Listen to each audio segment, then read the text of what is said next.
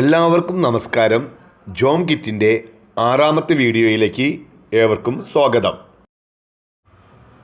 Magnetic സ്ലേറ്റിൽ നിശ്ചിത അളവിൽ scale fix ചെയ്യുന്നതാണ് നാം കാണുന്നത്.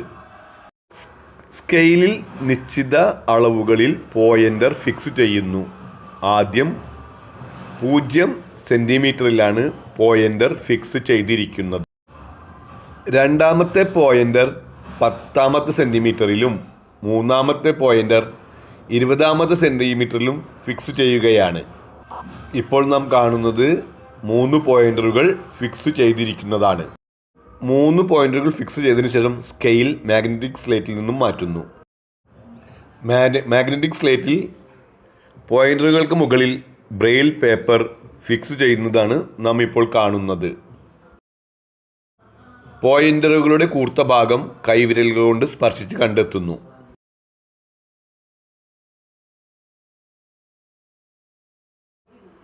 ലൈൻ മാർക്കർ ഉപയോഗിച്ച് പോയിൻ്ററുകളിൽ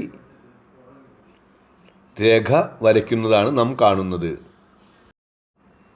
ലൈൻ മാർക്കറിലൂടെ സ്റ്റൈലസ് ഉപയോഗിച്ച് സ്പർശിച്ചറിയാവുന്ന രേഖ വരയ്ക്കുന്നതാണ് നാം ഇപ്പോൾ കാണുന്നത്.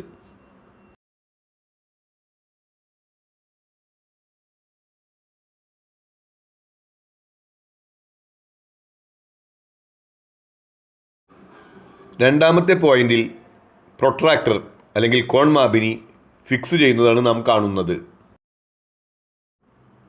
അതിനുശേഷം പ്രൊട്രാക്ടറിൽ കോൺ മാർക്കർ ഉപയോഗിച്ച് 90 ഡിഗ്രി കോൺ അളവ് അടയാളപ്പെടുത്തുന്നു.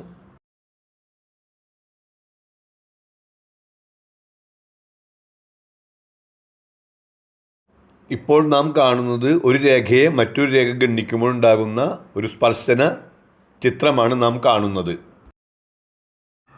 ഇനി നാം കാണുന്നത് 45 ഡിഗ്രി കോണളവിൽ കോൺ മാർക്കർ ഫിക്സ് ചെയ്യുന്നതാണ്.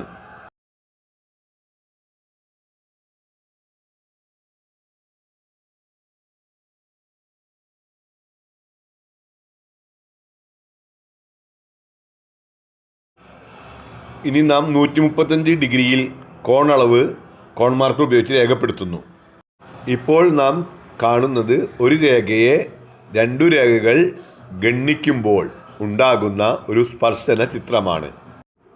3 രേഖകൾ കുറുകെ കടന്നു പോകുന്ന ഈ ചിത്രത്തിൽ ഒരു വൃത്തം വരയ്ക്കുവാനാണ് നാം ശ്രമിക്കുന്നത്. ആദ്യം സർക്കിൾ ഫ്രെയിം ഫിക്സ് ചെയ്യുന്നു പോയിൻ്ററിൽ. അതിനുശേഷം സർക്കിൾ മാർക്കർ ഫിക്സ് ചെയ്യുന്നു. ആ ചിത്രമാണ് നാം കാണുന്നത്, സർക്കിൾ മാർക്കർ ഫിക്സ് ചെയ്യുന്നത്.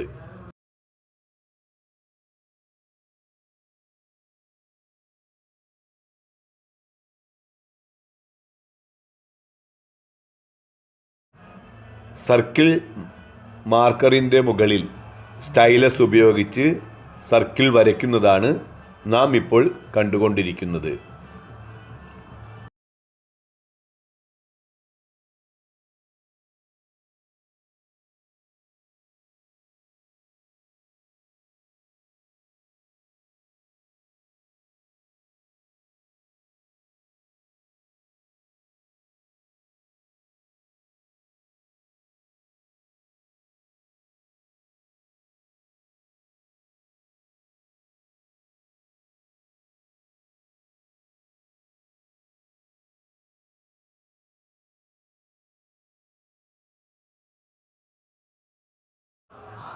സർക്കിൾ മാർക്കർ ഉപയോഗിച്ച് വൃത്തം വരച്ചതോടെ ഒരു വൃത്തത്തെ 8 ഭാഗങ്ങളാക്കിയ ചിത്രമാണ് നാം കാണുന്നത്.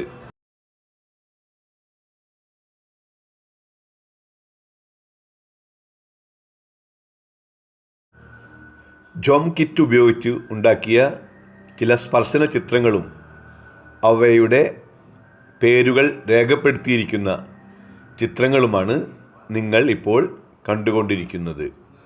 ബ്രെയിൽ സ്റ്റിക്കർ ഉപയോഗിച്ചാണ് പേരുകൾ രേഖപ്പെടുത്തിയിരിക്കുന്നത്.